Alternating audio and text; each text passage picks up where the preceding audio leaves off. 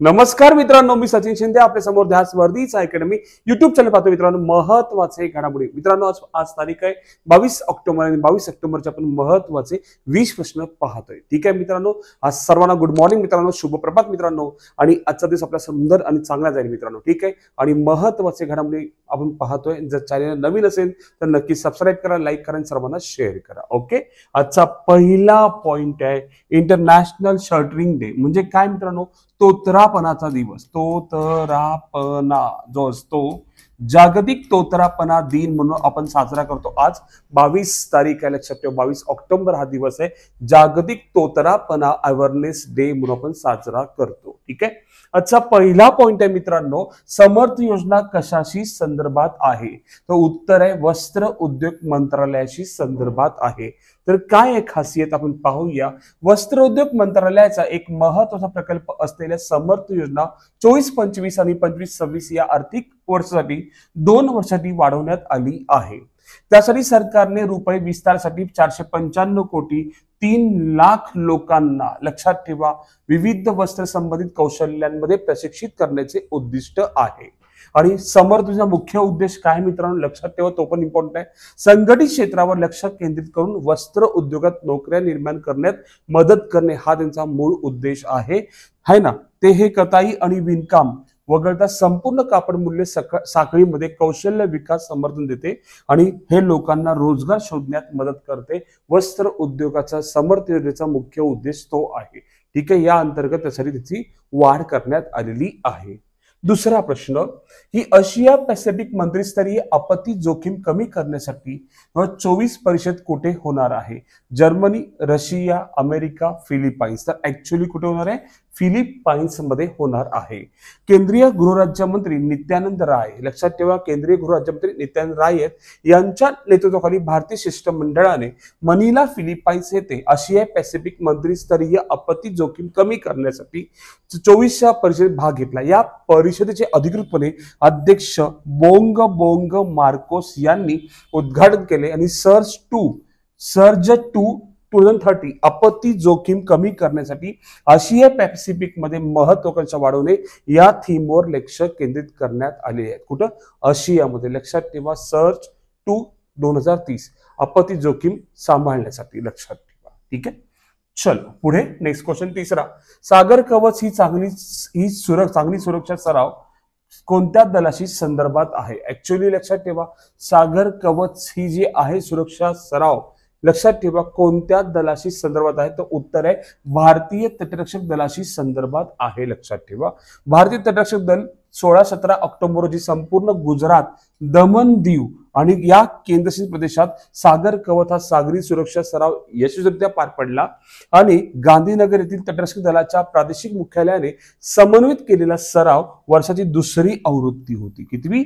Second आवृत्ती होती. लक्षात ठेवा, सागरी आणि किनारी सुरक्षा सुसज्जता म्हणजे सज्जता वाढवणे हे त्यांचा उद्देश आहे. म्हणजे पॉवरफुल व्हावं, काय बाबा त्रास नको व्हायला लोकांना. ठीक आहे, पुढे नेक्स्ट क्वेश्चन मित्रांनो. चौथा, जम्मू काश्मीर यांनी मंत्रिमंडळाच्या पहिल्या बैठकीत कोणता ठराव मंजूर केला? खूप काही पॉइंट्स महत्वाचे आहे की राज्याचा दर्जा बहाल करणे हे त्यांचं टार्गेट आहे. ठीक आहे, मंत्रिमंडळाच्या पहिल्या बैठकीत सीएम ओमार अब्दुल्ला सरकारने जम्मू आणि काश्मीर राज्याचा दर्जा बहाल करण्यासाठी केंद्र सरकारला विनंती करण्यात ठराव मंजूर केला आहे. लक्षात ठेवा, नुकत्याच झालेल्या विधानसभा निवडणुकीत 42 जागा जिंकल्यानंतर नॅशनल कॉन्फरन्सने तयार केलेला ठराव अब्दुल्ला पंतप्रधान नरेंद्र मोदी यांना सादर करणार आहेत. मुख्यमंत्री ओमार अब्दुल्ला, उपमुख्यमंत्री सुरिंदर चौधरी, लक्षात ठेवा, उपमुख्यमंत्री आहे. ठीक आहे, पुढचा प्रश्न मित्रांनो, पाचवा, आंध्र प्रदेशाची राजधानी अमरावती विकासासाठी खालीलपैकी कोणत्या बँकेने कर्ज दिले आहे? तर जागतिक बँक आणि एडीबी, आशियाई डेव्हलपमेंट बँक. वरील 2 व 3 बरोबर आहे. ठीक आहे, जागतिक बँक आणि एडीबी अमरावतीच्या फेज 1 विकासासाठी $1.6 अब्ज प्रदान करतील, ज्यांचा निधी जानेवारी 25 पासून जारी केला जाईल. 15,000 कोटी रुपयांच्या प्रकल्पाच्या किमतीपैकी 1,400 कोटी रुपये भारत सरकारकडून निधी दिला जाईल. लक्षात ठेवा, निधी आंध्र प्रदेश राजधानी शहर प्रकल्पातील शहरी नियोजन, प्रशासन आणि पायाभूत सुविधांसाठी विकासात समर्थन देतो. त्या अंतर्गत हे काम करण्यासाठी आपण हे 2 जागतिक बँक आणि आशिया डेव्हलपमेंट बँक यांनी कर्ज दिलेलं आहे. ठीक आहे, पुढे नेक्स्ट क्वेश्चन मित्रांनो, 6वा प्रश्न, जागतिक मानवतावादी कार्यासाठी जोहान्सबर्ग येथे 24 कॉशन्स कंपनीज अवॉर्ड्स मध्ये कोणाला सन्मानित करण्यात आले आहे? तर उत्तर आहे मोहनजी यांना सन्मानित करण्यात आले. लक्षात ठेवा, मोहनजी यांना सन्मानित करण्यात आले. तर काय आहे, मोहनजी आध्यात्मिक नेते यांना त्यांच्या जागतिक मानवतावादी कार्यासाठी जोहान्सबर्ग 24 येथे कॉशन्स कंपनीज अवॉर्ड्स मध्ये सन्मानित करण्यात आले आहे. ठीक आहे, लक्षात असावं आपल्या. आणि पुरस्कार सर्व भागधारकांसाठी नैतिकता, टिकाऊपणा आणि कल्याण त्यांच्याशी नफा संरेखित करणाऱ्या नेत्यांना ओळखतात. आणि मोहनजींच्या शिकवणी 90+ देशांमध्ये करुणा, दयाळूपणा, अहिंसा, जागरूक राहण्याचा प्रचार करतात. त्यासाठी ह्यांना हा पुरस्कार देण्यात आलेला आहे. मोहनजी लक्षात असावं. पुढे 7वा प्रश्न, हिंदू कॅलेंडरनुसार वाल्मिकी जयंती अश्विनी महिन्याच्या पौर्णिमेला साजरी केली जाते. यावर्षी देशभरात वाल्मिकी जयंती केव्हा साजरी करण्यात आली? तर उत्तर आहे 17 ऑक्टोबर. ठीक आहे. महर्षी वाल्मिकी यांना आद्य कवी किंवा आदिकवी, संस्कृत भाषेतील पहिले कवी म्हणून सुद्धा ओळखतात. ठीक आहे, आपण लास्ट टाइम सुद्धा हा त्यांच्याबद्दल काही गोष्टी पाहिल्या. पुढं नेक्स्ट क्वेश्चन मित्र हो, 8वा, केंद्रीय मंत्री जयंत चौधरी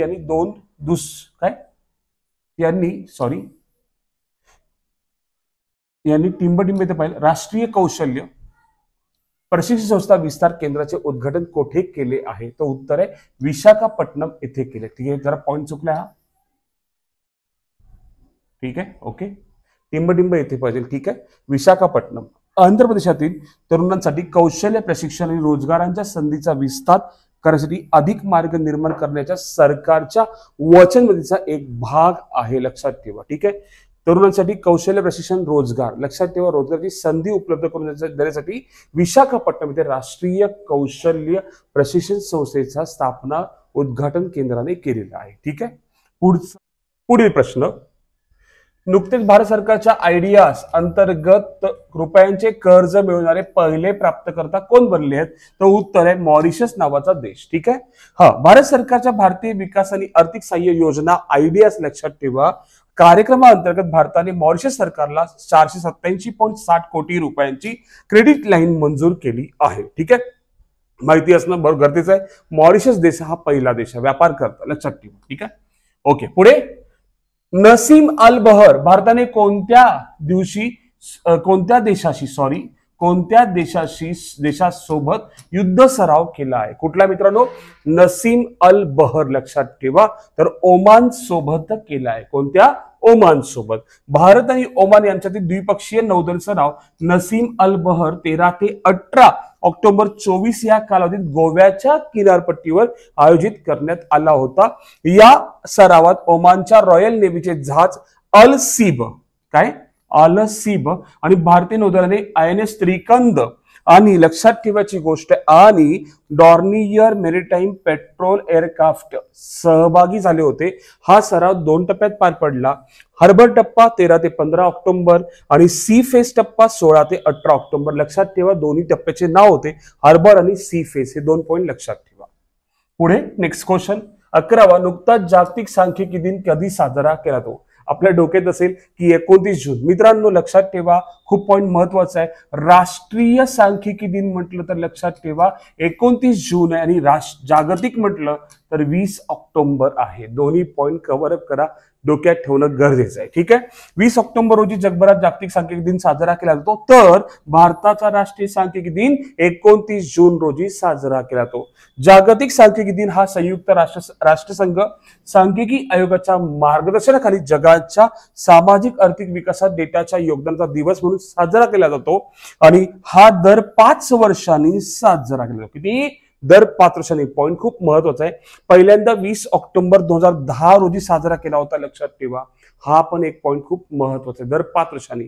आणि आपला राष्ट्रीय म्हणलं तर महालनोबिस. लक्षात ठेवा, माहित असेल महालनोबिस है ना, हा एक पॉइंट लक्षात ठेवा. यांच्या निमित्त हा दिवस 29 जून राष्ट्रीय सांख्यिकी दिन साजरा केला जातो. ठीक आहे. पुढचा प्रश्न नेक्स्ट 12वा, नुकतेच प्रथम कोळसा दलनाचे उद्घाटन कुठे केले? फर्स्ट टाइम नवी दिल्लीमध्ये केलेले आहे. कुठं? नवी दिल्लीमध्ये केलेलं आहे. पुढचा प्रश्न 13वा. अलीकडेच प्रोबोओ सुबियांतो यांनी कोणत्या देशाचे राष्ट्राध्यक्षपद म्हणून स्वीकारलं आहे? तर इंडोनेशियाचे. लक्षात ठेवा, इंडोनेशियाचे राष्ट्राध्यक्ष पूर्ण झाले ते. प्रोबोओ सुबियांतो यांनी आज जगातील तिसरी सर्वात मोठी लोकशाही असलेल्या इंडोनेशियाच्या राष्ट्राध्यक्ष म्हणून पदभार स्वीकारला आहे. 73 वर्षीय प्रोबोओ हे जगातील सर्वाधिक लोकसंख्या असलेल्या मुस्लिम देशाचे औपचारिक 8वे अध्यक्ष बनले. कितवे? 8वे अध्यक्ष. पुढे नेक्स्ट क्वेश्चन 14वा. अलीकडेच महिला T20 वुमन आहे ना क्रिकेट 2400 विजेतेपद कोणी जिंकले? तर लक्षात ठेवा, न्यूझीलंड जिंकलाय आणि उपविजेता दक्षिण आफ्रिका आहे आणि UAE मध्ये झालंय. लक्षात ठेवा, 9वी आवृत्ती होती, 30 ते 20 ऑक्टोबर दरम्यान होतं. UAE मध्ये होणार होतं, हे सगळ्यांना माहित असणार. माहिती तुम्हाला सर्वांना बांगलादेशमध्ये होणार होतं, पण कॅन्सल होऊन UAE मध्ये झालेलं आहे.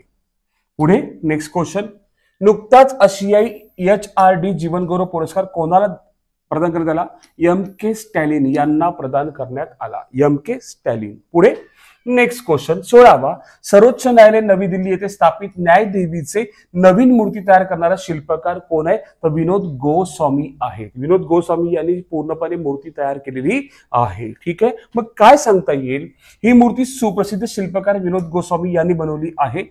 सर्वोच्च न्यायालयात लेडी ऑफ जस्टिस म्हणजेच न्यायदेवतेची नवीन मूर्ती स्थापित करण्यात आली आहे. लक्षात ठेवा, आपल्याला माहिती आहे की डोळेची जी काळी पट्टी ती बंद काढण्यात आलेली आहे आणि हातामध्ये संविधान देण्यात आले. लक्षात ठेवा, आणि या पुतळ्याच्या डोळ्याची पट्टी काढून टाकण्यात आली आहे, जी आतापर्यंत कायदा आंधळा असल्याचे दर्शवत होते. ठीक आहे, त्याच वेळी त्यांच्या हातात तलवारी ऐवजी संविधानाचे पुस्तक देण्यात आले आहे. लक्षात ठेवा, ही नवीन पुतळ्याचा उद्देश देशात कायदा आंधळा नाही आणि शिक्षेचे प्रतीक नाही हा संदेश देणे आहे. ठीक आहे, शिक्षेचे. लक्षात ठेवा, पुतळ्याच्या उजव्या हातात स्केल राखून ठेवण्यात आले आहे कारण ते समाजातील संतुलन दर्शवते.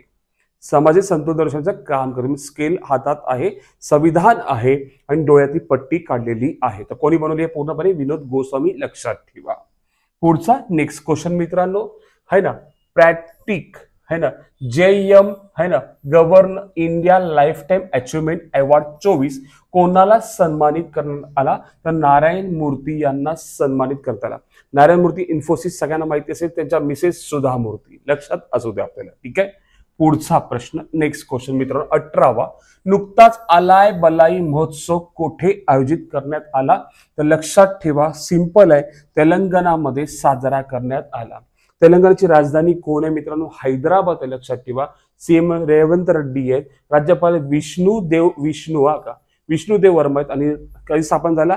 2 जून 2014. ठीक आहे, आणि कालचा प्रश्न होता 19वा. कोणत्या बँकेने आपली जागतिक स्थिती वाढवण्यासाठी अलीकडे सिंगापूरमध्ये आपली पहिली शाखा स्थापन केली आहे? तर उत्तर होतं HDFC. आणि तुम्हाला आजचा प्रश्न जर तुम्हाला उपयुक्त असतो तर कमेंट नक्की देत जा. हरियाणा विधानसभा निवडणुकीत भाजपला बहुमत मिळाल्यानंतर भाजप नेते नायब सिंग सैनी है ना यांची मुख्यमंत्री म्हणून नियुक्ती करण्यात आली. तर यांची नियुक्ती कोणी केली असा प्रश्न होता. त्या राज्यपालच करतात, सगळ्यांना माहिती आहे. CP राधाकृष्णन, बंडारू दत्तात्रय, मनोज सिन्हा यापैकी नाही. आपल्याला उत्तर सांगायचं आहे की राज्यपाल कोण असतील. लक्षात ठेवा. ठीक आहे, CP राधाकृष्णन, बंडारू दत्तात्रय, मनोज सिन्हा यापैकी नाही. आपल्याला उत्तर सांगायचं आहे. आणि मित्र हो, आजचे सर्वचे सर्व महत्त्वाचे प्रश्न आपण घेतलेले आहेत, जे प्रत्येक प्रश्न आपल्याला उपयुक्त आहे. उद्या याच टाइमला याच वेळ भेटू मित्रांनो. धन्यवाद. थँक्यू मित्रांनो.